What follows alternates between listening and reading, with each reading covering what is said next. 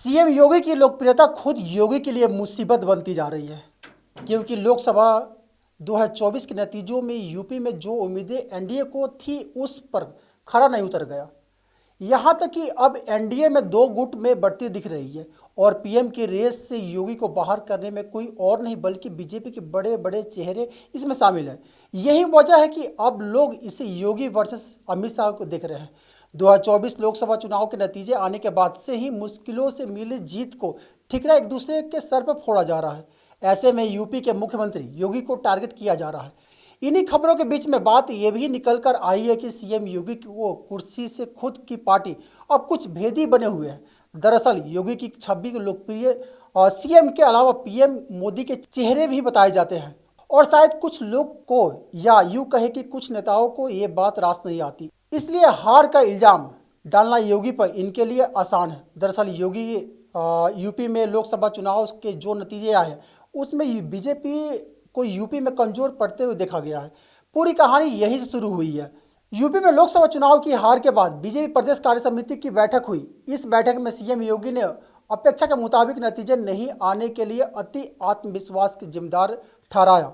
UP की चुनावी हार पर क्या बीजेपी में संगठन वर्सेस सरकार की नौबत आ गई है? यूपी बीजेपी प्रदेश कार्य समिति की राजधानी लखनऊ में बैठक हुई, जिसमें मुख्यमंत्री योगी आदित्यनाथ से लेकर प्रदेश अध्यक्ष भूपेंद्र चौधरी, डिप्टी सीएम केशव प्रसाद मौर्य और राष्ट्रीय अध्यक्ष जेपी नड्डा तक बीजेपी के बड़े बड़े नेता मंथन के लिए मंच पर आए और अपनी बात रखी। इस दौरान लोकसभा चुनाव में पार्टी के यूपी में खराब प्रदर्शन की वजहों पर बात हुई तो भविष्य के लिए रोड मैप भी बना। लेकिन कुछ ऐसा भी हुआ जिसके बारे में सवाल भी उठने लगे। क्या संगठन और सरकार के बीच सब कुछ ठीक है? यूपी बीजेपी कार्य समिति में पहली बार संगठन और सरकार के बीच तालमेल को लेकर नेता मुखर नजर आए। डिप्टी सीएम केशव प्रसाद मौर्य ने कहा कि संगठन सरकार से ऊपर होता है, कोई व्यक्ति या सरकार संगठन से बड़ा नहीं हो सकता।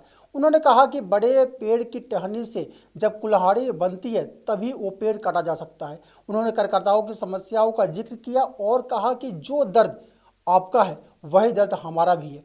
केशव प्रसाद मौर्य ने कार्यकर्ताओं के मन की बात कह तालियों तो खूब बटोर ली, लेकिन उनका संबोधन कई सवालों भी छोड़ गया।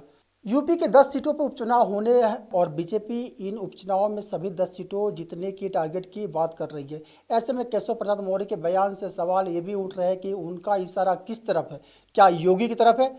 क्या यूपी में बीजेपी में सब कुछ ठीक है? लोकसभा चुनाव में बीजेपी और उनके सहयोगी दल विपक्षी समाजवादी पार्टी के बराबर सीटें भी नहीं जीत सके।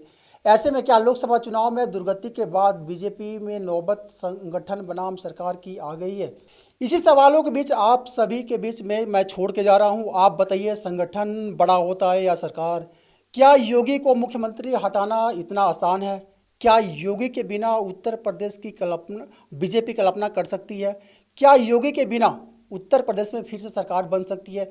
क्या इस मोदी के बाद योगी प्रधानमंत्री बन सकते हैं? क्या अमित शाह और योगी की लड़ाई में बीजेपी की नुकसान हो रही है?